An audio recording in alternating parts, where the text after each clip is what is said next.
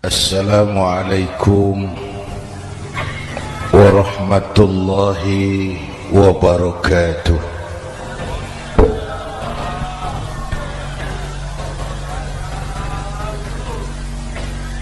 Alhamdulillahi wa kafa, wassalatu wassalamu ala Sayyidina Muhammadin al-Mustafa wa ala alihi wa ashabihi ahli sidki wal wafa, amma ba'd. Para ulama, para habaib, para masyayikh yang saya muliakan, yang terhormat Bapak Kapolres dan Bapak Dandim, Sahibul Bait, segenap keluarga besar Pondok Pesantren Raudhatul Muta'allimin Al-Aziziyah, bapak-bapak, ibu-ibu, hadirin hadirat ma'asyiral muslimin yang saya cintai. Saya bersyukur dapat menghadiri haflah Maulidin Nabiil Karim, dan saya bangga dan terharu dengan keberadaan Pondok Pesantren Raudhatul Muta'allimin Al-Aziziyah ini. Sekarang ini banyak orang bisa memberi contoh, tapi sedikit orang bisa menjadi contoh. Memberi contoh itu mudah, tapi menjadi contoh itu yang sulit. Oleh karena itu, pada kesempatan ini kita ingin mengambil contoh bagaimana Rasul melaksanakan perjuangan. Apa modal utamanya? Saya sampaikan 3 sajalah, mudah-mudahan selesai 10 menit. Yang pertama, modal utama perjuangan baginda Rasul adalah akhlakul karimah. Memperbaiki akhlak dengan akhlak.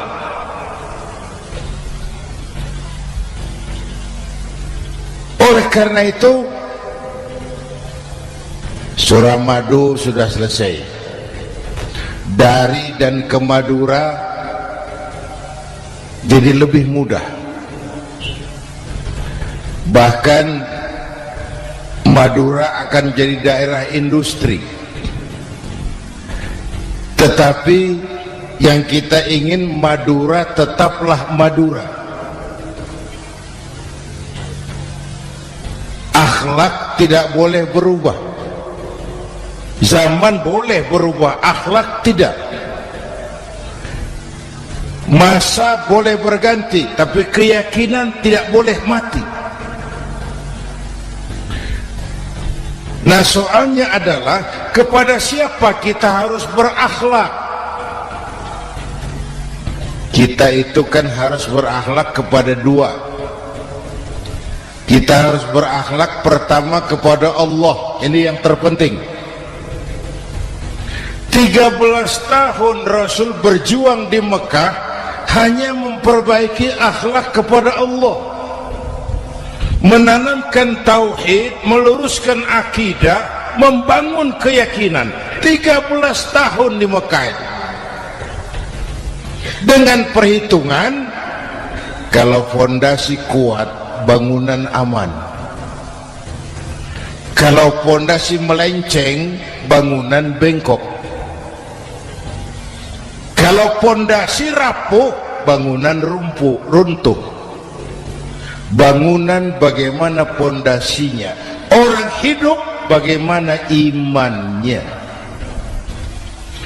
Kekuasaan dan jabatan baru ada manfaatnya kalau dipegang tangan orang beriman. Kalau tidak, yang muncul Fir'aun.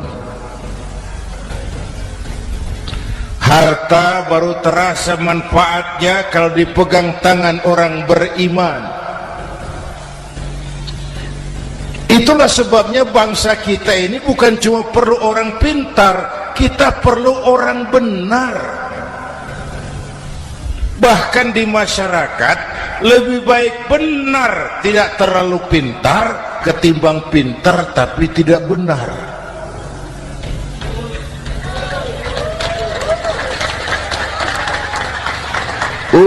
Kalau sudah pintar tidak benar, rusak rakyat juga. Disuruh ngurus beras malah nimbun beras, ya.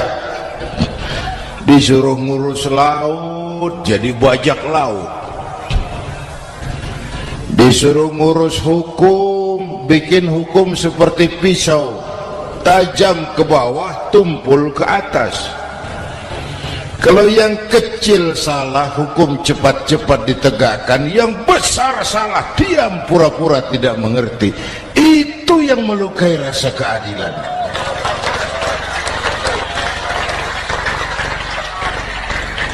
Mulai dari akhlak kepada Allah.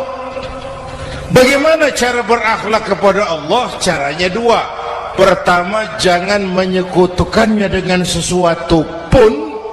Yang kedua, jangan menyembah kecuali hanya kepadanya. Itu akhlak kepada Allah. Konsisten, disiplin.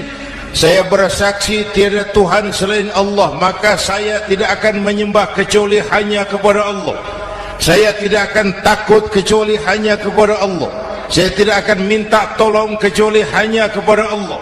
Saya tidak akan melarikan persoalan kecuali hanya kepada Allah. Saya bersaksi Nabi Muhammad utusan Allah, Nabi terakhir. Tidak ada Nabi sesudah Nabi Muhammad. Harga mati, titik. Disiplin. Ada yang mengaku jadi Nabi, wajib tidak percaya. Disiplin. Sekarang ini kan bangsa kita disiplinnya lemah. Korupsi agak sulit diberantas karena pejabat kita takut atasan tapi nggak takut Tuhan.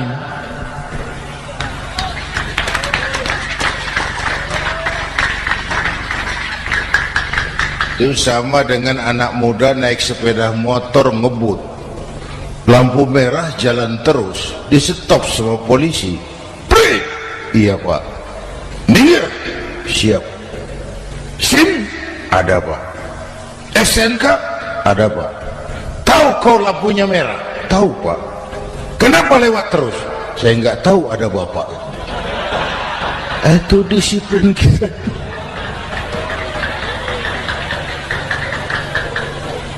Tenang benar jawabnya, kayak orang nggak salah.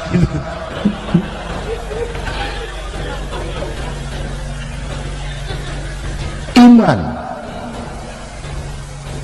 Apalagi belakangan ini saya sering bilang gini Pak, ini humor tapi agak tasawuf. Orang yang paling tenang hidupnya itu tukang parkir. Coba lihat tukang parkir, walaupun mobil banyak, mereknya bagus-bagus, tidak pernah sombong. Ini tenang. Nanti mobil pergi satu demi satu, habis sama sekali, dia tidak sedih. Tenang. Mobil banyak tidak sombong, mobil habis tidak sedih. Apa rahasianya? Ternyata nih tasawufnya di sini. Tukang parkir tidak merasa memiliki, tapi merasa dititipi. Itu. Siapa saja yang merasa memiliki, bersiaplah kehilangan, dan itu menyakitkan. Tapi kalau merasa dititipi, jabatan, harta, anak, istri, semua titipan, hiduplah seperti tukang parkir. Pertama, titipan tidak boleh bikin kita sombong. Dititipi kok sombong, tidak pantas. Ya, Pak Zainuddin titip mobil ya, silakan. Yang punya mobil pergi, saya petatang peteteng. Tidak pantas dititipi kok sombong. Ada orang dititipi jabatan oleh Allah sombong. Dititipi sombong. Ada enggak pejabat sombong? Ada. Namanya Fir'aun.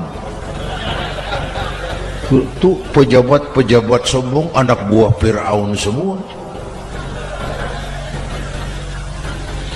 Dititipi harta oleh Allah jadi orang kaya sombong, sama tetangga ndak mau kenal orang lain, kecil semua, jalan ndak injak tanah, kuntilanak. Yang kedua penting, titipan harus dijaga baik-baik. Kalau tidak, yang nitip marah. Yang nitip marah. Pak, titip sepeda motor, silakan. Waktu diambil sepeda motor, kaca spion pecah, knalpot hilang, bemper hancur. Marah enggak yang nitip? Marah. Saya kan titip, kenapa enggak dijaga baik-baik? Dititipi harta oleh Allah jadi orang kaya, supaya bangun pesantren, bela yatim, santuni yang lemah. Pelitnya 17 setan. Yang nitip marah. Dititipi jabatan oleh Allah isinya korupsi saja, yang nitip marah. Nah, saya mau kasih lihat sekarang. Allah titip Indonesia. Allah titip Indonesia. Hai rakyat, ini Indonesia, aku titip, kata Allah. Sebentar, ada meja mau naik. Silakan. Iklan. Ya, terima kasih. Jangan disangka kalau disediakan air teh pidatonya jadi lama. Dekorasi ini kok. Sampai mana tadi? Hai rakyat, ini Indonesia, aku titip, kata Allah. Ini negara besar dan kaya. Titipan ini ditebus dengan keringat, air mata, darah, dan nyawa. Ini bedanya. Malaysia memang merdeka, tapi diberi Inggris. Singapura merdeka, diberi Inggris. Indonesia merdeka, keringat, air mata, darah, dan nyawa. Ini negara aku titip, kata Allah. Ini negara besar dan kaya. Buminya subur. Di atas perut buminya segala tanaman hidup. Di bawah perut buminya ada gas, minyak, batu bara. Lautnya kaya, hutannya kaya. Kekayaan negeri ini harus digunakan bagi sebesar-besar kemakmuran rakyat. Itu amanat konstitusi. Disalahgunakan, dikorupsi, yang nitip marah. Yang nitip marah. Kalau dia marah, dia suruh makhluknya yang lain negur. Siapa? Merapi, Bromo, anak Krakatau. Itu Merapi demo, Pak. Kalau kita rakyat demo, anak buahnya Pak Danres turun. Tapi kalau Merapi demo, siapa yang mau ngatasi? Mbak Marijan. Selesai. Sekarang Mbah Marijan sudah kumpul sama Mbah Surip. di alam barzah sudah ketemu dia. Kata Mbah Surip, tenang Mbah Marijan, tak gendong, aman sudah, aman sudah. Saya mau bilang Merapi itu makhluk, Krakatau itu makhluk, Bromo itu makhluk. Tidak mungkin makhluk bergerak dengan sendirinya, pastilah ada yang menggerakkan. Maka baik-baiklah sama yang bikin angin supaya bertiupnya sesuai keperluan. Baik-baik dengan yang bikin air supaya datangnya sesuai kebutuhan. Baik-baik sama yang bikin gunung supaya meletusnya pelan-pelan.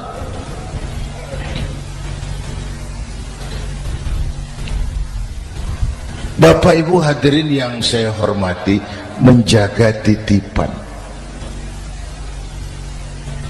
Jangan menyembah kecuali hanya kepadanya. Jangan menyekutukannya dengan sesuatu pun. Ayo, saya ngobrol kita. Bapak Ibu hadirin yang hadir di sini ini, kita ini semua hamba Allah apa bukan? Hamba Allah. Kata siapa? Kata kita. Kalau kata kita namanya ngaku. Ngaku itu boleh dan murah. Apa diakui? Kita belum tahu. Ya, kan baru kata kita itu. Dan tidak otomatis kalau kita bilang saya ini hambamu ya Allah, lalu Allah jawab iya ya.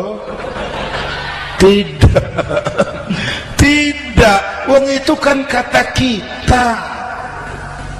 Saya hamba Allah, kata saya.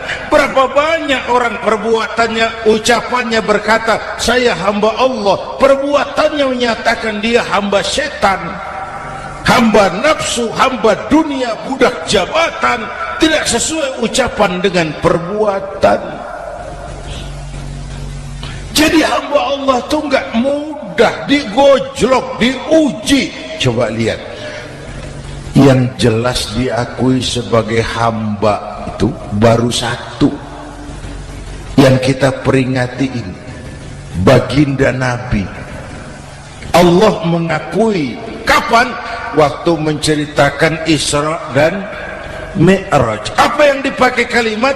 Subhanallazi asra bi'abdi. Maha suci Allah yang telah menjalankan hambanya. Hambanya. Muhammad itu hambaku, aku jalankan dia. Allah mengakui. Kapan kalimat ini turun? Setelah Nabi digojlok, ditempa, digembleng, diuji, difitnah, dicaci maki, dilontari kotoran unta, sahabat-sahabatnya dibantai. Lolos, Muhammad betul-betul hambaku. Ayo Isra Muhammad. Subhanallazi asra bi'abdi, hambaku. Jadi kalau mau jadi hamba Allah ya diuji, digojlok, digembleng. Nah, mari kita lihat kehambaan baginda Nabi. Orang yang paling bersih hatinya Rasulullah. Orang yang paling baik akhlaknya Rasulullah. Orang yang dosanya sudah mendapat jaminan ampun Rasulullah. Tapi Rasulullah kalau sholat malam bengkak kakinya karena rajin sujud. Hati bersih, akhlak terbaik, dosa sudah diampuni. Tapi kalau sholat malam kakinya bengkak karena rajin sujud. Saya tahu di sini juga banyak yang kakinya bengkak. Cuma urusannya apa, itu urusan masing-masing. Pada tingkat seperti itu Rasulullah, saya perlu Allah, saya perlu Allah, saya perlu Allah. Yang 100 tahun kita bangun selesai oleh gempa 3 menit. Ya, ya. Yang 100 tahun kita bangun ternyata selesai oleh gempa 3 menit. Kita perlu Allah, kita perlu Allah. Makanya musibah itu kan kalau menimpa orang baik-baik namanya ujian. Kalau menimpa orang setengah baik itu paru-paru, yang bikin malaikat bingung. Sholat rajin, maksiat tekun, baca Quran mau, fitnah orang hobi, ngaji nyolong jalan terus. Untung di sini nggak ada yang begitu. Di Jakarta banyak, di sini insya Allah sama. Jakarta. Orang separuh-separuh seperti itu kalau dapat musibah itu namanya teguran, bukan ujian. Kenapa ditegur? Lalai. Nah, kalau orang jahat dapat musibah itu namanya persekot. Uang muka tanda jadi. Kontannya nanti di akhirat. Kalau diuji bukan saja harus sabar, tapi harus lulus. Kalau ditegur, introspeksi, perbaiki yang kurang, kurangi yang memang berlebihan. Bertali-tali, bersambung-sambung musibah ini. Dan musibah kalau datang tidak pernah memilih, tidak pernah memilih. Bapak Ibu hadirin yang saya muliakan, jadi mari yang pertama jaga akhlak kita kepada Allah. Jangan menyekutukannya dengan sesuatu pun, jangan menyembah kecuali hanya kepadanya. Sekarang kan musim entertain, orang pandai membangun pencitraan, orang pinter bikin bungkusan. Sekarang ini kiai sama dukun tipis bedanya. Bener Pak, pemburu hantu pakai sorban, pakai gamis, nanti kiai pakai helm. Atribut sudah kacau sekarang ini, siapa pakai apa, siapa mau jadi apa, ndak jelas. Sementara masyarakat kita memang agak kutil, kurang teliti, cepat heran, gampang kagum. Pernah terjadi satu saat tabrakan di jalan, keras sekali, korban jatuh berlumur darah, dikerubungi orang banyak. Datang wartawan mau ambil gambar dari dekat, sulit, banyak sekali orang ngerubung. Dia cari akal, tolong saya dikasih jalan ke dekat korban. Orang menoleh semua. Saudara siapa?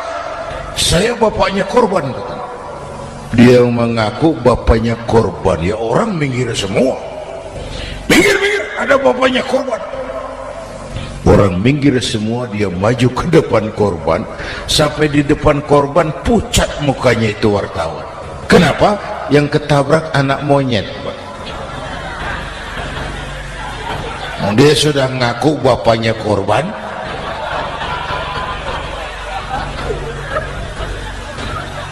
Ini cerita pendek tapi pesannya dalam. Kalau belum kenal benar jangan cepat-cepat ngakui. Ya, rakyat harus cerdas sekarang ini. Emas pasti kuning. Benar itu? Apa semua yang kuning pasti emas? Udah cerdas lah itu, udah cerdas lah itu. Hati-hati, ini jangan pencitraan. Orang pandai bikin bungkusan. Oleh karena itu kita juga harus punya filter supaya tidak hanyut oleh kedangkalan-kedangkalan pencitraan itu. Satu itu akhlak kepada Allah. Yang kedua, kepada siapa kita berakhlak? Kepada sesama manusia. Kepada sesama manusia itu siapa? Pertama, sesama muslim. Malam ini saya hadir di sini, saya tidak merasa tamu. Saya hanya keluarga di tengah keluarganya. Bahwa saya lahir di Jakarta itu sih kebetulan. Saya enggak pesan. Yang kita tidak pesan, jangan diributkan. Oh, kita enggak pesan. Warna kulit seperti ini kita enggak pesan.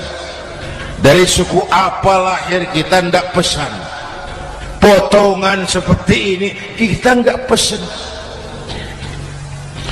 Islam membebaskan manusia dari ras diskriminasi. Pada waktu yang bersamaan Islam mengangkat harkat, derajat, martabat kaum wanita. Ini kasihan dari tadi nggak diajak ngomong. Pada waktu yang bersamaan Islam mengangkat harkat, derajat, martabat kaum wanita. Tuh, ibu-ibu mestinya lebih terima kasih sama Rasulullah. Sebelum Rasulullah datang, nasib perempuan menyedihkan, dilecehkan, harganya murah. Sebelum Rasulullah datang, murah.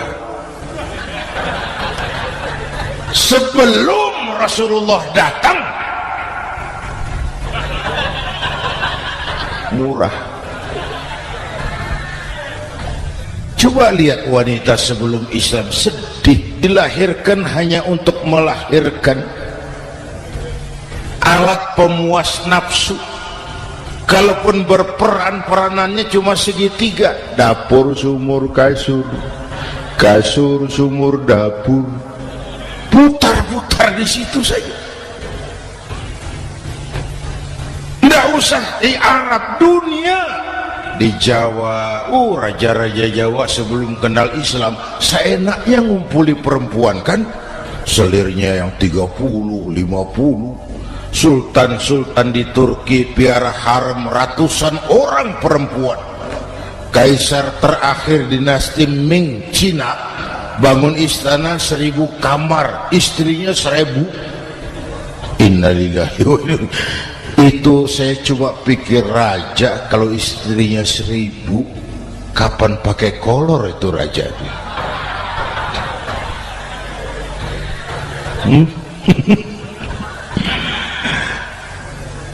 Rasulullah datang terenyuh, an-nisa imadul bilad. Perempuan jangan diperlakukan begitu.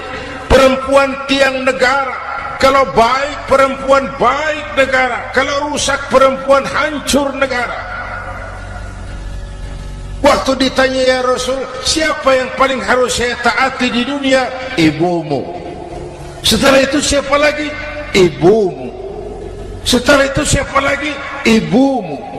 Setelah itu siapa lagi? Bapakmu. Menghargai perempuan, ibumu, ibumu, ibumu, bapakmu.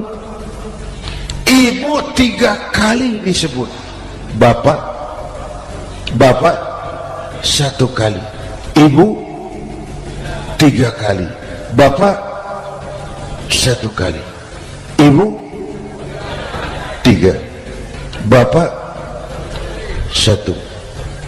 1 bapak. Gimana sih ngitungnya jadi kerok begini?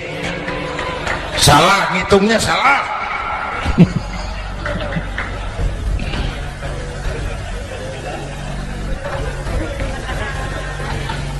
lalu dicairkan kehidupan kemasyarakatan di masjid.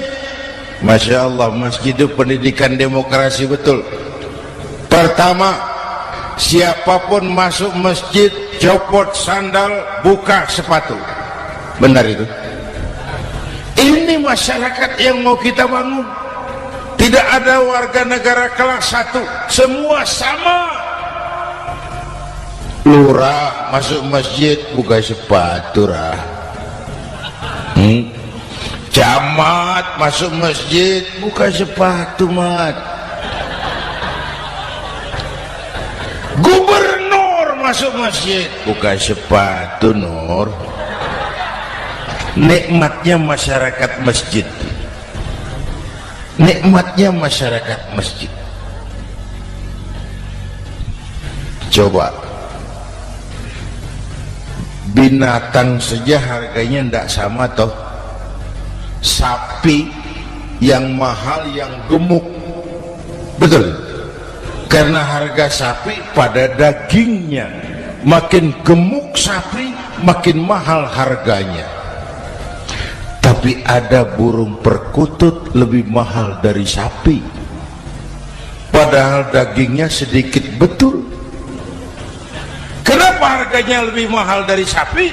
Harga perkutut suaranya. Di mana harga manusia yang paling gemuk?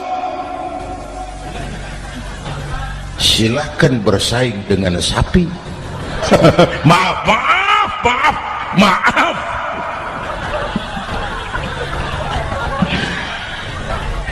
Inna akramakum indallah atqakum. Masyarakat masjid sudah copot sandal, buka sepatu, sudah masuk ke dalam sholat berjamaah. Kalau sudah ke dalam sholat berjamaah, tidak pernah kita usil dari mana orang datang. Yang penting kemana dia menghadap. Itu masyarakat masjid. Dari mana kamu? Dari kidul Pak, madhab ngulon. Kamu dari mana? Dari lor Pak, madhab ngulon. Kamu dari mana? Dari kulon, madhab ngulon juga. Ini kan konsep Bhinneka Tunggal Ika. Dari manapun orang datang, apapun warna kulitnya, dari suku apapun ia dilahirkan, kalau akidahnya sama, itu saudara kita. Lalu sholat berjamaah. Apa itu? Hidup bermasyarakat, berbangsa dan bernegara. Harus ada imam, harus ada makmum.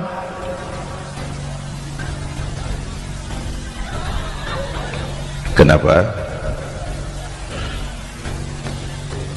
Ini saya harus agak hati-hati ya, pakai sarung angin ini.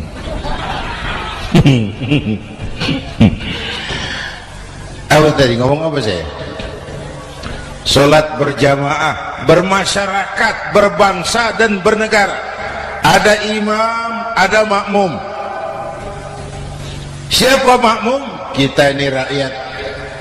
Siapa imam? Para pemimpin negara. Apa bedanya?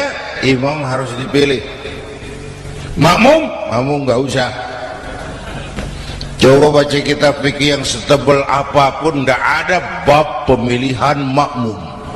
Nggak usah, makmum nggak usah dipilih. Orang buta boleh jadi makmum, orang bisu boleh jadi makmum, tukang mabuk boleh jadi makmum, tapi tidak tiap orang boleh jadi imam. Imam harus dipilih. Siapa yang jadi imam? Pertama, a'lamuhum, orang yang paling alim di kampungmu, angkat jadi imam. Yang paling alim, bukan yang paling tua. Yang paling alim, tahu urusan, punya konsep, punya visi dan misi, mengerti negara ini mesti dibawa kemana, jalan keluarnya apa, angkat jadi imam. Pak, ada dua orang Pak, alimnya sama, yang mana yang dipilih? Kalau ada dua orang alimnya sama, kata Nabi, afsahuhum, yang lebih fasih lidahnya. Apa artinya fasih? Nyambung sama rakyat, tahu apa yang dimaui rakyat, nyambung. Tidak sah orang fasih bermakmum kepada imam cedal.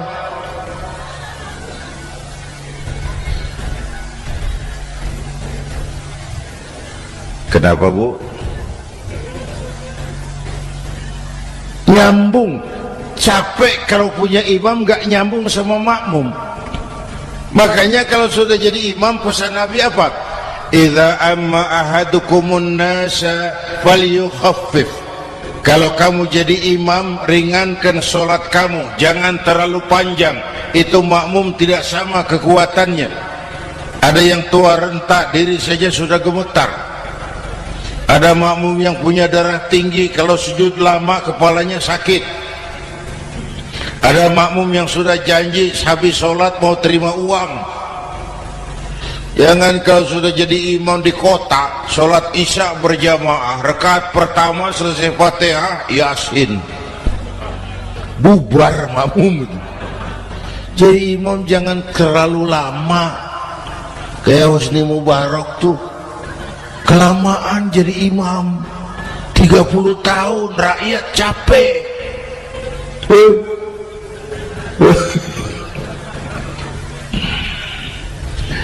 Bapak Ibu hadirin yang saya hormati, nah masyarakat Islam ini loyal, taat, setia. Kapan? Kalau imamnya benar. Imam takbir, makmum takbir, imam ruku', makmum ruku', imam i'tidal, makmum i'tidal, imam sujud, makmum sujud. Tapi masyarakat Islam tidak buta. Imam keliru, makmum wajib menegur. Ya, bagaimana negurnya? Mestinya ruku', imam sujud. Wah, keliru ini. Subhanallah, kan gitu. Itu aturan main. Tidak boleh imam keliru, makmum emosi, main pegang, mam, oi salah, oi, kacau sholat.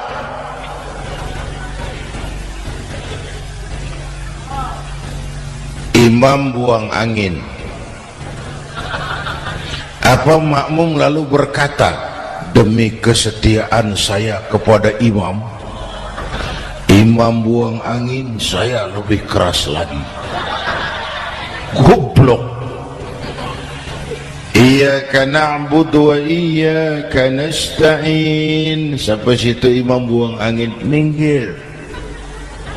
Tidak usah ribut. Yang di belakang satu orang maju ke depan, lanjutkan pekerjaan imam. Yang penting imam tahu diri, buang angin, minggir. Ini negara rusak karena imam sudah buang angin. Tenang aja, kayak orang nggak salah itu loh.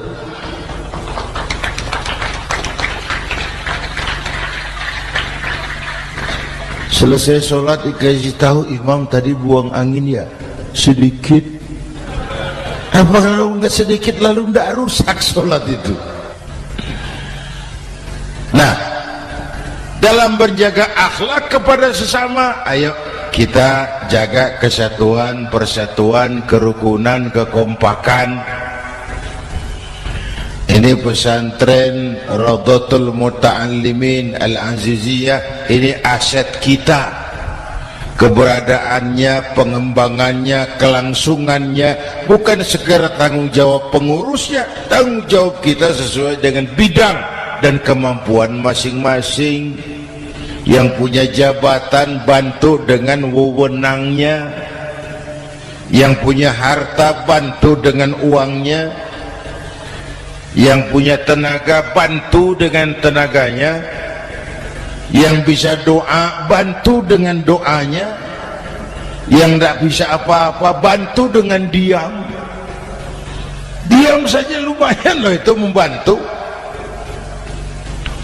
Bapak Ibu hadirin yang saya hormati, saya ingat almarhum Panglima Besar Sudirman pernah bilang, kamu itu kalau mau menang harus kuat, kalau mau kuat harus bersatu, kalau mau bersatu hidupkan semangat silaturahmi. Mau menang harus kuat, mau kuat harus bersatu. Mau bersatu, hidupkan silaturahmi. Bapak Ibu hadirin, rukun antar umat seagama. Beda pendapat boleh, marah jangan. Kalau di Jakarta kan sekarang lagi musim apa itu wahabi yang bid'ah, sedikit bid'ah itu. Saya sih bilang yang suka tahlil bagus, terusin. Yang nggak suka tahlil nggak apa-apa, tapi jangan mencaci maki yang suka tahlil. Orang yang mabuk masih banyak kok yang tahlil dicaci maki. Kita nih seperti orang kurang kerjaan. Waktu guru saya Hadratul Mukarram Ki Haji Dr. Idham Khalid wafat, saya ajak orang baca Fatihah. Selesai, saya lagi duduk di belakang, seorang pengusaha nemui saya, Kiai, kenapa? Saya coba ingin kepastian. Apa? Orang yang sudah mati dibacakan Fatihah itu, apa pahalanya sampai? Saya bilang gini, Mas, kamu kalau nggak percaya mati aja dulu. Saya bacain Fatihah, tunggu di sono. Kalau nggak nyampe balik lagi nggak apa-apa.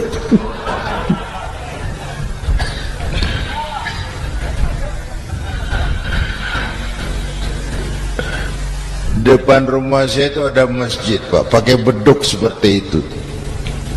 Ada teman saya, Kiai, pakai beduk masjidnya. Iya pakai. Kan Rasulullah enggak pakai. Enggak memang. Bid'ah tuh. Loh, siapa bilang? Beduk itu bukan agama, itu budaya, tanda masuk waktu. Bukan manggil orang sholat. Manggil orang sholat pakai azan. Tanda masuk waktu, itu hebatnya Wali Songo, pakai beduk. Kalau nggak mau pakai beduk boleh, teriak-teriak juga boleh. Pak Greb, boleh. Tapi Wali Songo kan bijaksana, pakai beduk saja, sekali pukul satu desa dengar. Itu bijaksananya dakwah Wali Songo. Kalau beduk dianggap bid'ah, miskin kita. Itu budaya. Seperti sepeda motor, itu budaya. Kalau nggak mau pakai beduk boleh, teriak-teriak juga boleh. Pak Greb, boleh. Tapi Wali Songo kan bijaksana, pakai beduk saja, sekali pukul satu desa dengar. Itu bijaksananya dakwah Wali Songo. Kalau beduk dianggap bid'ah, miskin kita. Itu budaya. Seperti sepeda motor, itu budaya. Kalau beduk dianggap bid'ah, sepeda motor bid'ah tuh Rasulullah nggak pakai, jual, beliin unta.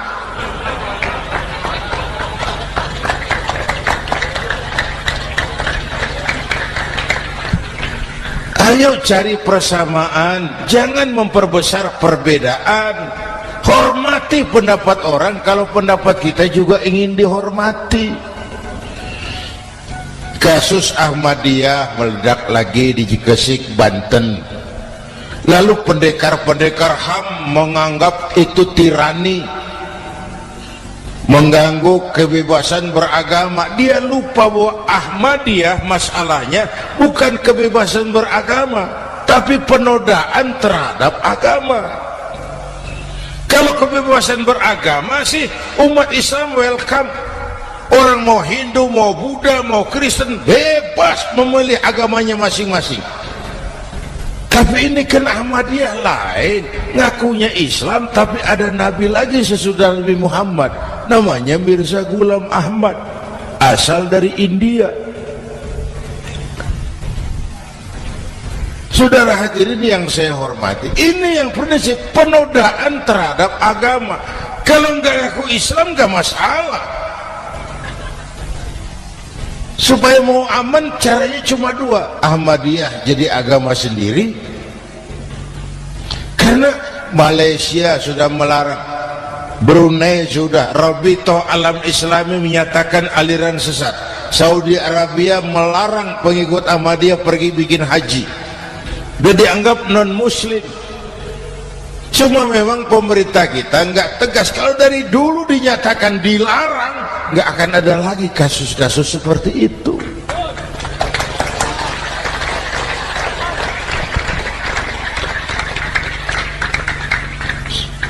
Nah, selain itu kita umat juga harus disiplin. Coba sudah berapa banyak nabi bermunculan di Indonesia. Dan Indonesia ini saya heran, Indonesia ini pasar bagus, Pak. Kalau ada nabi, ada aja pengikutnya, saya heran tuh. Indonesia ini pasar bagus. Ada Ahmad Musaddiq Al-Qiyadah, jadi nabi. Konsultan bulu tangkis jadi nabi. Dapat wahyunya di Bogor, ditangkap polisi 4 tahun.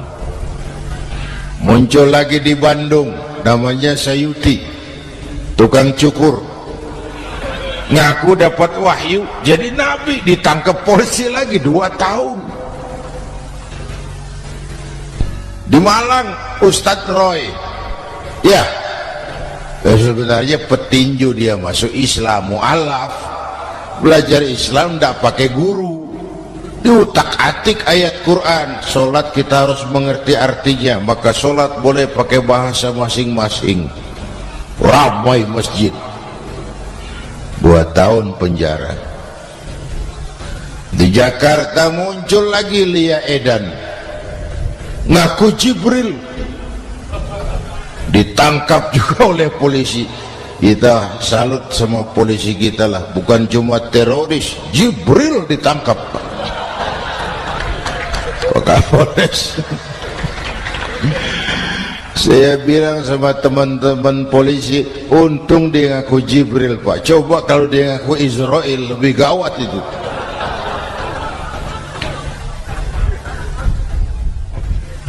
Yang parah, antara Cirebon Losari, perbatasan Jawa Tengah Jawa Barat, pernah muncul agama baru namanya agama Jasun, agama Jawa Sunda, agama Jasun Jawa Sunda. Yang jadi nabi Tugimin. La haula wala quwata. Saya bilang ini jangan jadi nabi, jadi kiai juga nggak angker ini. Al-Mukarram Bapak Kiai Tugimin, nggak enak loh. Yang lebih nggak enak solawatannya loh itu. Kalau kita kan tadi nikmat tuh, ya Habibi ya Muhammad, nikmat rasanya tuh. Coba ganti sama yang tadi, wah enggak, ya Habibi ya Tugimin, nggak enak itu, Pak.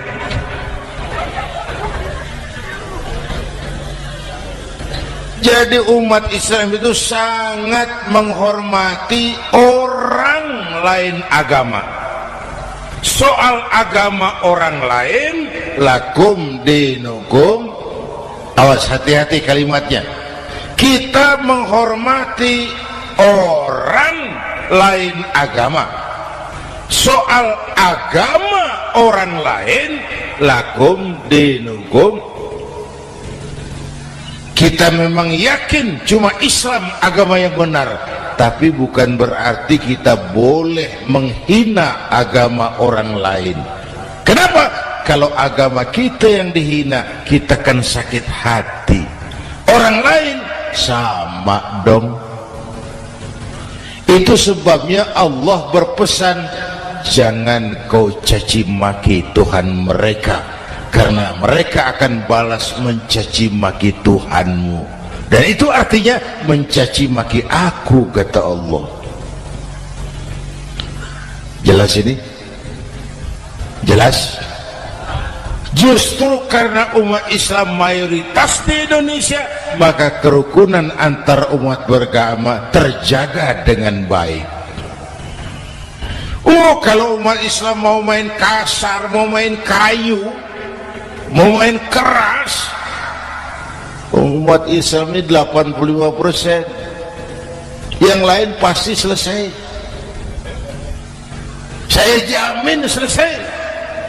Tapi kan tidak. Kita sadar betul ini negara Pancasila. Kita sadar betul bahwa kita harus menghargai orang lain agama, menjaga kerukunan, rukun antar umat beragama. Yang ketiga, rukun antar umat beragama dengan pemerintah. Dulu kiai saya bilang, sultanun zulum khairum min fitnatin tadum. Pemerintah yang jelek pun sebenarnya masih lebih lumayan ketimbang tidak ada pemerintahan. Kalau itu ukurannya. Coba umpama nanti Pak SBY sudah terlalu pusing, lalu pengumuman jam 000, seluruh rakyat Republik Indonesia saya umumkan mulai malam ini tepat jam 000 pemerintah bubar. Ayo bayangkan seperti apa kita tanpa pemerintah. Hukum rimba, yang kuat menekan yang lemah, yang kaya merampok yang miskin. Rumah saudara dirampok, lapor ke polisi, kata Kapolres, maaf polisi baru bubar. Hak asasi diinjak-injak, lapor ke pengadilan, pengadilan bubar.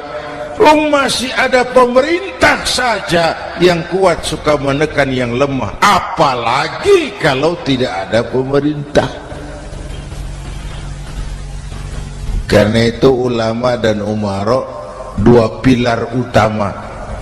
Kalau kuat keduanya, kuatlah masyarakat. Kalau rapuh keduanya, maka rapuhlah juga masyarakat. Bapak Ibu hadirin yang saya hormati, ini yang kedua, kita harus berakhlak kepada sesama. Yang ketiga, kepada siapa kita harus berakhlak? Kenapa? Iya, saya cuma lihat jam. Yang ketiga, kepada siapa kita harus berakhlak? Kita ini harus berakhlak kepada makhluk Allah yang lain di luar manusia. Kepada air kita harus berakhlak loh Pak. Saya dulu remaja ngaji fikih, kiai ngajar makruh buang air kecil di tanah yang berlubang. Saya protes, kenapa makruh kiai? Pertama, untuk kesehatan. Siapa tahu di lubang yang kau kencingi ada gas beracun. Kalau tidak kiai, kalau tidak maka artinya kau harus melindungi binatang yang ada di dalam lubang.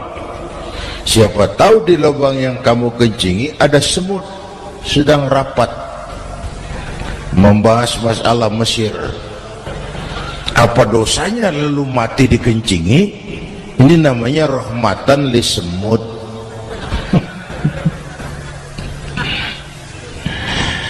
Bapak Ibu hadirin yang saya hormati, ada hadis sederhana. Fa iza zabahtum fa ahsinu zibhata. Kalau kamu menyembelih hewan, sembelihlah dengan cara yang terbaik. Jangan nyembelih ayam pakai pisau tumpul, itu namanya tidak berperi kebinatangan. Kepada ayam kita berakhlak, kepada pohon kita berakhlak, kepada air kita berakhlak. Kenapa sekarang alam tidak seramah dulu? Karena kita juga tidak ramah kepada alam. Kenapa sering terjadi banjir? Karena tempat air kita kurangi. Dia bingung mau kemana. Air nggak punya tempat, akhirnya masuk ke rumah kita juga. Masuk dalam zuharul fasadu bil barri wal bahri bima kasabat aydin nas, karena kita tidak berakhlak kepada lingkungan. Bapak Ibu hadirin yang saya hormati, jadi itu yang pertama, modal utama perjuangannya akhlakul karimah. Mau sukses, utamakan akhlak. Industrialisasi boleh terjadi di Madura, jalan berhotmik licin, oke, listrik masuk desa, alhamdulillah, tapi akhlak jangan berubah, akidah jangan goyah.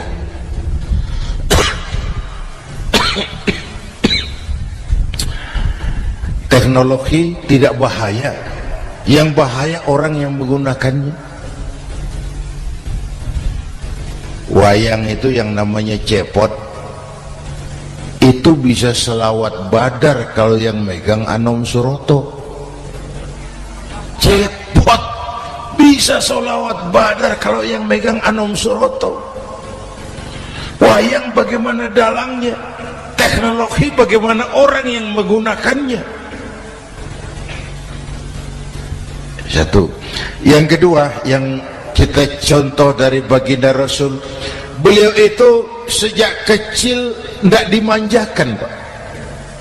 Lahir ke dunia tidak sempat melihat wajah bapak. Umur 6 tahun ditinggal ibu. Umur 9 tahun ngembala kambing, berniaga ke Syam. Syam itu Syria sekarang. Umur 9 tahun bisnis lintas negara dari Saudi ke Syria. Remaja tidak dimanjakan, kerja keras, peras keringat, banting tulang, tidak ada pekerjaan halal yang hina. Lahir pribadi yang tegar, mental yang tahan banting, manusia yang tidak cengeng karena sejak kecil ditempa oleh kesulitan. Jadi gini, orang itu kalau biasa susah, ketemu susah, ndak kaget, Pak. Mentalnya kuat. Saya santri biasa makan kangkung, datang ke rumah teman dikasih kangkung, loh makanan saya ini, dikasih daging ayam, nambah. Orang tuh kalau biasa susah enak. Saya santri biasa tidur di masjid, disuruh nginep di hotel, pules, Pak. Tapi yang biasa tidur di hotel suruh nginep di masjid, encok. Hidup ini perjuangan, mau sukses harus berani susah. Jangan seperti dulu di cerita santri, ada santri beternak lebah, ambil madunya itu. Satu hari dia mau periksa sarang lebah, naik ke pohon pakai tangga, pakai sarung, biasanya santri. Dia lupa tidak pakai celana dalam, naik pohon periksa, entah bagaimana terpegang sarang lebah itu, berhamburan lebahnya keluar, salah satu masuk ke sarungnya, tergigitlah Al-Mukarramnya itu. Dia menjerit, aduh, jatuh, berguling ke bawah. Sudah lama jatuh, dia buka sarungnya, dia lihat bengkak. Karena bengkak kan jadi besar, senang juga dia. Dia berdoa, ya Allah, hilangkan sakitnya, biarlah bengkaknya. Ini kan, ini doa orang nggak konsekuen. Bengkak dan sakit itu paket. Mau bengkak ya harus berani sakit. Masa sakitnya bengkaknya mau, sakitnya nggak mau. Itu satu tuh. Yang kedua, kita ini sering kalau punya cita-cita sering seperti rapat tikus. Satu hari sekelompok tikus rapat paripurna tikus untuk mengantisipasi bahaya kucing. Bagaimana supaya kucing itu jangan lagi mengganggu kita? Akhirnya ada yang mengusulkan begini, bagaimana kalau di leher kucing kita gantungkan lonceng, supaya kalau dia datang dari jauh suaranya sudah kedengaran dan kita bisa lari menyelamatkan diri. Wah, cerdas tuh. Setuju. setuju semua, setuju, bagus. Nah, oke. Waktu pembicaraan dilanjutkan, tikus mana yang mau menggantungkan lonceng ke leher kucing? Rapat bubar.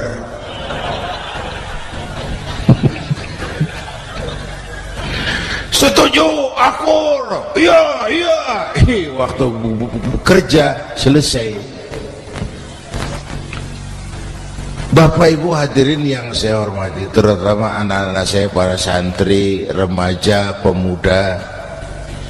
Hidup ini persaingan. Bapakmu tamat SD nak, kau sarjana. Bapakmu cuma jadi RT nak, kau camat. Bapakmu tukang tambal ban, kau harus punya pabrik ban. Anak saya pertama dulu, saya titip mondok di Tebu Ireng. Tahun pertama pulang saya kontrol, sini kau, apa hasilmu setahun di pesantren? Dia sodorkan saya sebuah piagam penghargaan juara lomba pidato di pondoknya. Saya heran, ini anak di rumah jarang ngomong, kok bisa jadi juara pidato? Saya tanya, kamu bisa pidato, apa yang dipidatoin? Dia bilang, kan kaset ayah dihafalin. Ya saya ketawa juga, waktu itu dia masih anak-anak. Baiklah, tapi apa cita-citamu? Saya kepengen seperti ayah. Wah, kau ini salah. Kalau aku ayahmu di matamu menurutmu hebat, mestinya kau 10, 100, 1000 kali lebih hebat dari orang-orang yang kau anggap hebat. Karena tantanganmu akan lebih berat dari tantangan yang aku hadapi sekarang. Kalau kau sama dengan aku, kau ditinggalkan zaman karena kau tidak mampu menjawab tantangan zamanmu. Bapak Ibu hadirin yang saya hormati, persaingan tajam, tantangan makin berat. Oleh karena itu diperlukan semangat yang dicontohkan Nabi. Kerja keras, peras keringat, banting tulang. Tidak ada pekerjaan halal yang hina. Sejak kecil ditempa oleh kesulitan. Asal jangan seperti saya tadi ngobrol sama teman-teman, sekarang ini di negara kita banyak politisi miskin negarawan. Pejabat-pejabat kadang-kadang kalau melihat rakyat tuh komentarnya nggak berpihak kepada rakyat. Saya ingat waktu Mentawai dihantam gempa, Nias hancur, infrastruktur hancur, rumah rakyat luluh lantak. Ketua DPR Pak Marzuki Ali bilang, bagaimana itu rakyat? Ya itu resikonya punya rumah di pinggir laut. Waduh, ini bukan komentar pemimpin, rakyat lagi susah kok dibilang kayak gitu. Saya prihatin dengan ucapan kayak gitu. Waktu cabai 100.000, di sini berapa sekarang? Sama ya. Waktu cabai mahal, ada pejabat bilang, rakyat suruh nanam cabai aja di halaman rumahnya. Ini kan gak solutif dan gak cerdas. Cabai naik, rakyat suruh nanam cabai. Nanti beras naik, rakyat suruh nanam padi. Yang saya khawatir kalau telur mahal, apa rakyat suruh bertelur gitu? Ini kan gak cerdas dan gak solutif. Bapak Ibu hadirin yang saya hormati, apalagi tadi sudah saya bilang di awal, kita ini bangsa yang ditempa oleh kesulitan. Mau merdeka saja dengan keringat, air mata, darah dan nyawa. Kita tidak boleh cengeng menghadapi kesulitan ini. Tegar, tahan uji, tahan banting, dan seterusnya. Itu hal yang kedua. Yang ketiga, terakhir, Rasulullah itu sosok yang ibadahnya luar biasa. Tadi sudah saya jelaskan sebagian. Ibadahnya luar biasa. Ayo Ayo kita bantu keamanan negeri kita ini dengan apa? Istighfar. Wa ma kana Allahu mu'adzibahum wa hum yastaghfirun. Allah tidak akan turunkan bencana selagi di tengah mereka masih banyak orang-orang yang istighfar. Rasulullah yang dosanya sudah diampuni sehari 100 kali istighfar. Ayo kita ngobrol ini. Pak, saya ini Zainuddin ini kalau mengharap masuk surga dengan amal yang saya kerjakan sendiri, rasa-rasanya tipis harapan. Benar. Sholat saya berapa banyak saya tahu, sedekah saya berapa duit saya tahu, dosa saya berapa banyak saya tahu. Lalu saya baca sejarah, Nabi Adam dosanya 1, makan buah khuldi, dikeluarkan dari surga. Nabi Adam dosanya 1, dikeluarin. Kita dosanya banyak, kepengen masuk. Ini enggak nyambung ini. Nabi Adam dosanya 1, dikeluarin dari surga.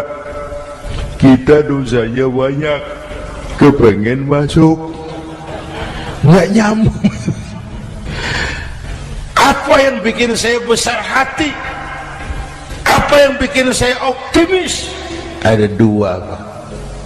Pertama yang disebut rahmat Allah, yang kedua disebut syafaat Rasulullah. 2 itu, Pak. Oh, kalau kita ini insya Allah nanti sampai ke surga, amin, amin. Kalau kita ini sampai ke surga, Pak, saya jamin itu bukan karena amal kita, itu karena rahmatnya Allah. Hendaklah seberapa banyak sih amalan kita mau menggapai surga. Kalau bukan karena rahmatnya Allah, sulit sampai ke sana. Hei manusia, dosamu besar, tapi lihat rahmatku lebih besar. Hei manusia, salahmu banyak, tapi ampunanku lebih banyak. Kau nangis di hadapanku, aku senyum melihatmu. Kau berjalan menujuku, aku berlari menyambutmu. Istighfarnya sehari 100. Lalu ada hadis qudsi, inni la ahammu bi'adzabi ibadi. Kadang-kadang aku pengen turunkan azab bencana kepada manusia, tapi ketika aku melihat 3 perkara, murkaku surut, bencana aku tarik kembali. Coba perhatikan hadis kursi ini. Allah mau marah ndak jadi, bencana ditarik, musibah diangkat. Kenapa? Ada yang meredam murka Allah. Allah nggak jadi marah. Siapa? Pertama, suyukhan rukka. Aku lihat orang-orang tua tengah malam sujud sambil berlinang air mata, nangis di hadapan Allah. Itu kita hutang jasa lupa sama orang-orang yang tengah malam sujud nangis di hadapan Allah. Lihat yang begitu Allah tidak jadi marah.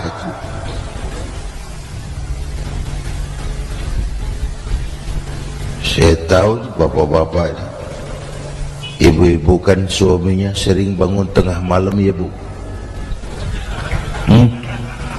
kencing. Bikin bingung malaikat.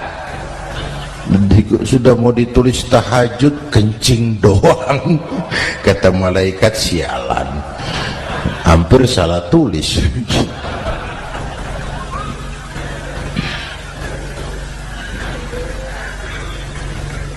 Aku lihat orang tua tengah malam sujud sambil berlinang air mata. Lalu Aku lihat bayi-bayi tanpa dosa masih menyusu, sibyanan rutta. Bayi-bayi tanpa dosa masih menyusu, suci bersih, belum ternoda. Wa bahaiman rutta. Dan aku lihat binatang ternak melata mencari makan, kambing muda cari rumput. Alam terjaga keasriannya. Bagaimana bencana nggak mau nambah, kita mengamalkan hadisnya juga terbalik. Yang diminta itu orang tua tengah malam sujud, bayi tanpa dosa nyusu. Sekarang bayi tanpa dosa dibuang ke tempat sampah gara-gara orang tua tengah malam nyusu. Terbalik namanya. Yang diminta itu orang tua tengah malam sujud, bayi tanpa dosa nyusu. Ini bayi tanpa dosa dibuang ke tempat sampah gara-gara orang tua tengah malam.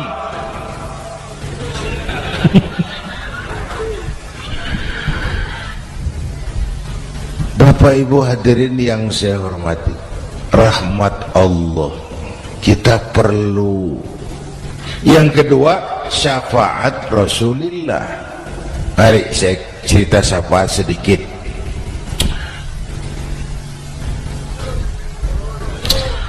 Ini sudah jam 00 lewat 5 menit ya. Ini kalau hitungan Indonesia ini sudah ganti hari. Jadi inilah ceramah terpanjang di dunia. Bayangkan saya pidato dari hari Selasa sampai hari Rabu.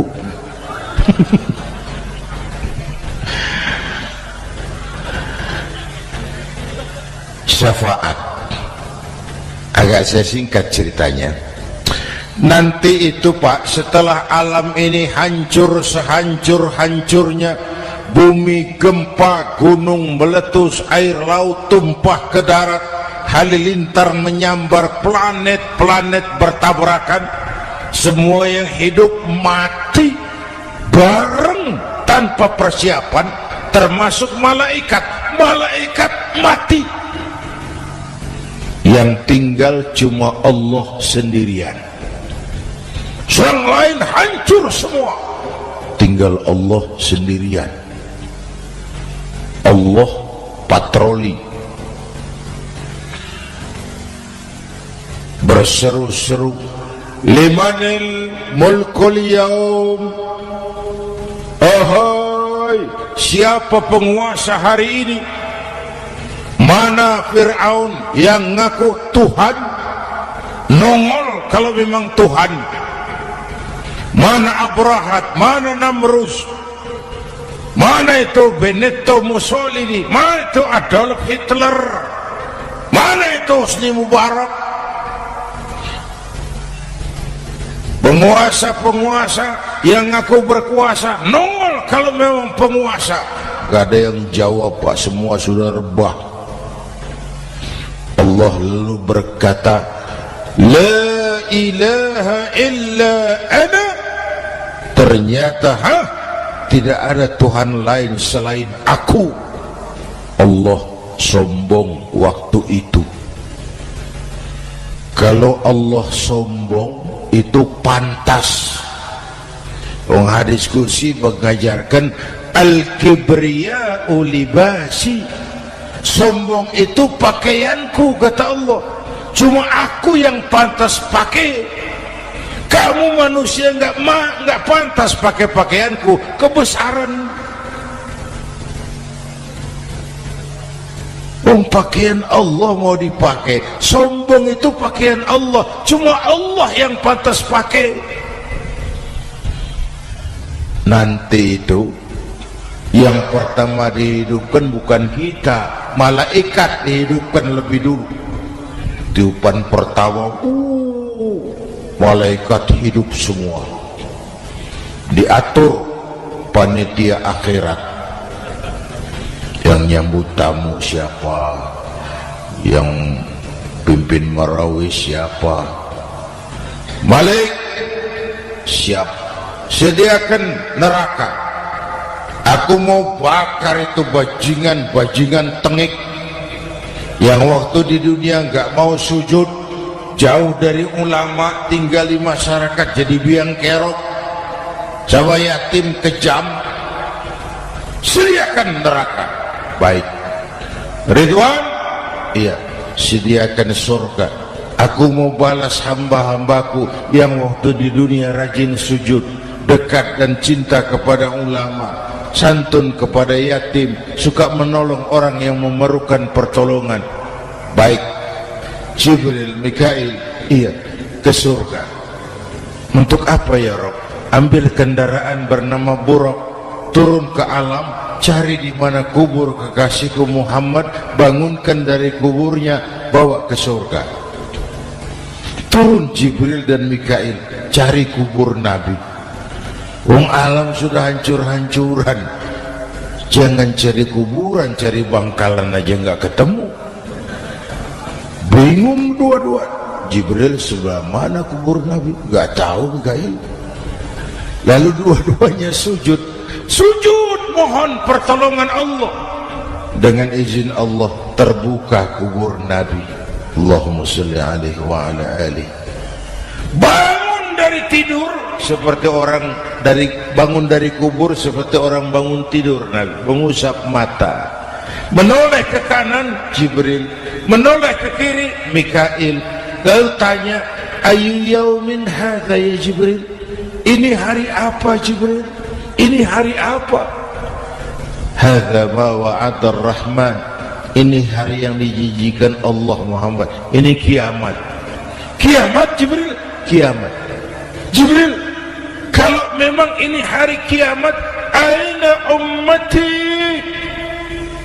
Umat saya mana Jibril? Umat saya mana? Allah karim.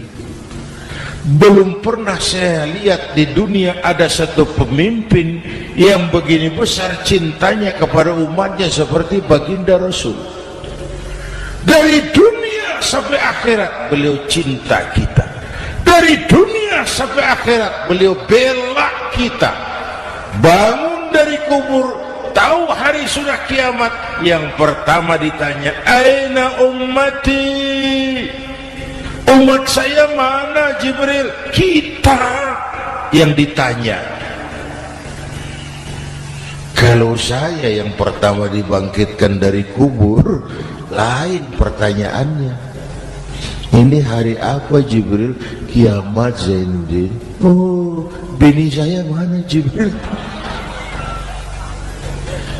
Nabi enggak tanya Khadijah wala Fatimah wala Aisyah, aina ummati? Umat saya mana Jibril?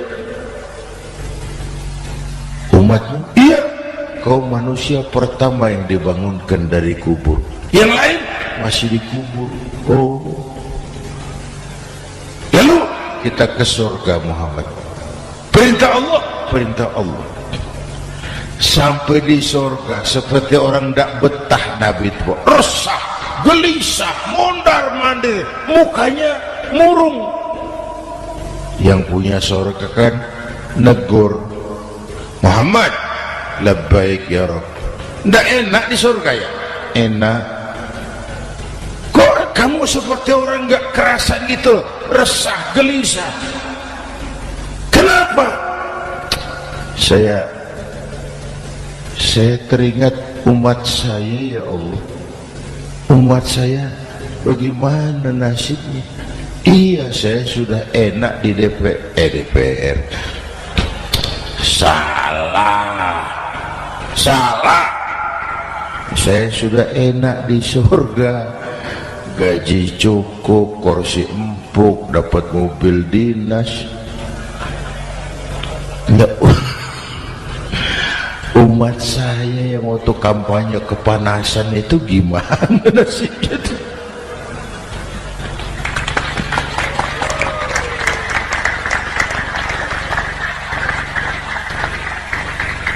Makanya dulu di Senayan, di depan kantor DPR tuh banyak tukang kaca jualan di situ.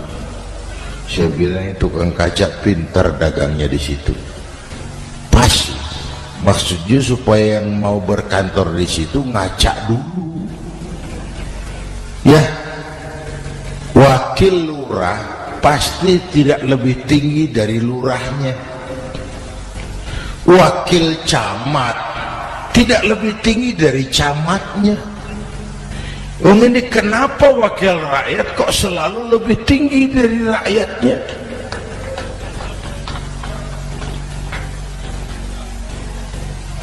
Kan yang memberikan mandat kita rakyat.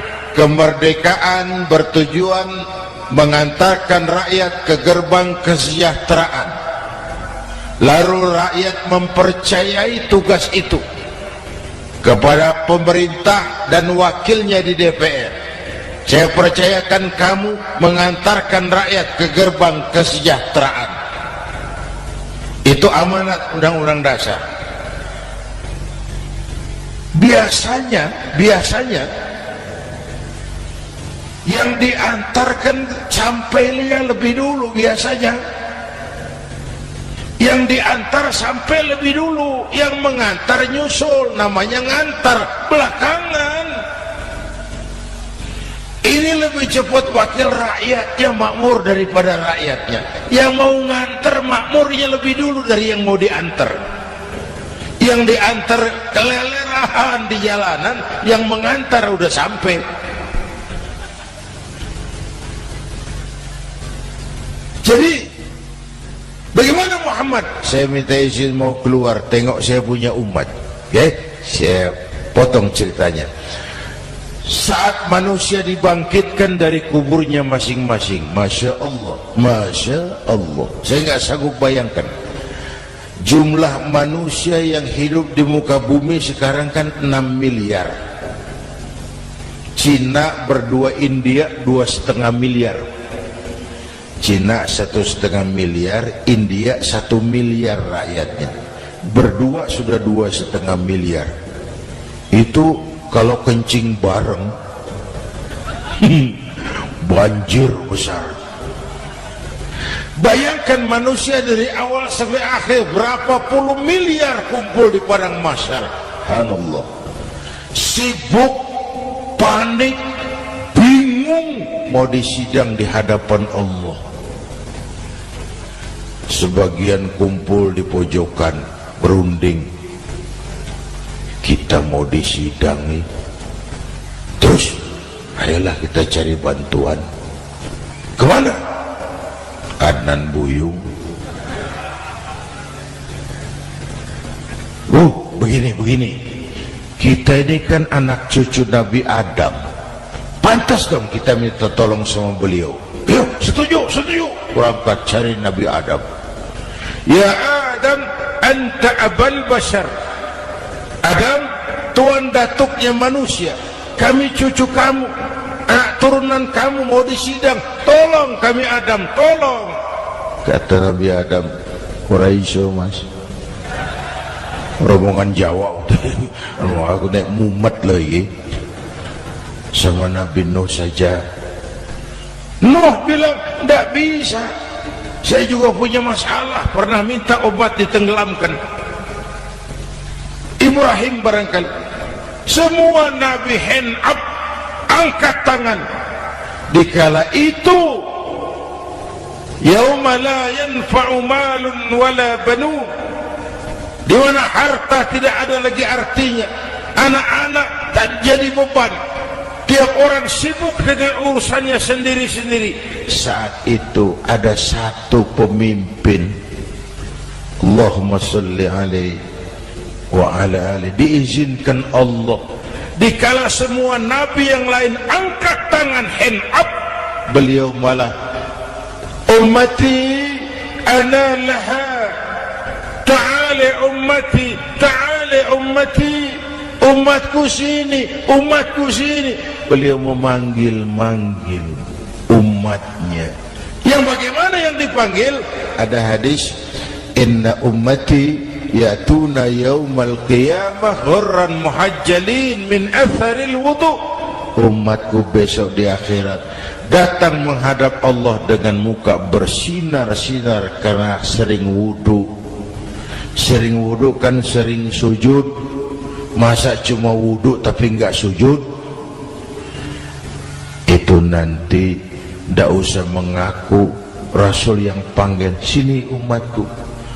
Tapi kalau muka enggak pernah wudu, enggak pernah sujud, merangkak di depan Nabi, saya umatmu ya Rasul. Kata Nabi, umat saya enggak ada yang kumbal gini. Dikala itu beliau berkenan memberikan syafaat. Syafaat itu saudara-saudara, saya pakai sarung, sobek sedikit, syafaat itu ngambeli gitu loh. Salat saya kurang sedikit, sedekah saya campur riak sedikit, puasa saya tidak ikhlas sedikit, ditutup dengan syafaat. Saya mau dagang, perlu modal 20 juta, saya punya uang 15 juta, yang 5 juta syafaat. Jadi harus ada modal. Kalau sholat tidak pernah, sedekah tidak pernah, lalu syafaatnya dari mana? Yang dapat tambelan itu yang punya sarung bolong, punya sarung sobek, ditambal dengan syafaat. Nah kalau tidak ada sarung, apa yang mau ditambal?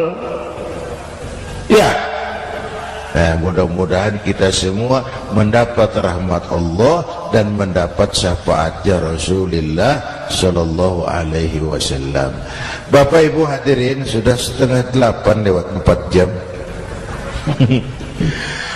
Saya pun kangen, tapi hari sudah larut. Insya Allah lain kesempatan kita jumpa lagi. Terima kasih kepada Al-Mukarramun, para ulama, para habaib, pengasuh pesantren Raudhatul Muta'allimin Al-Aziziyah, dan semua yang hadir. Mudah-mudahan yang saya sampaikan ada manfaatnya. Usikum wa iyaya bitaqwallah. Aqulu qawli hadza fa astaghfirullahal azim li wa lakum. Wassalamu alaikum warahmatullahi wabarakatuh.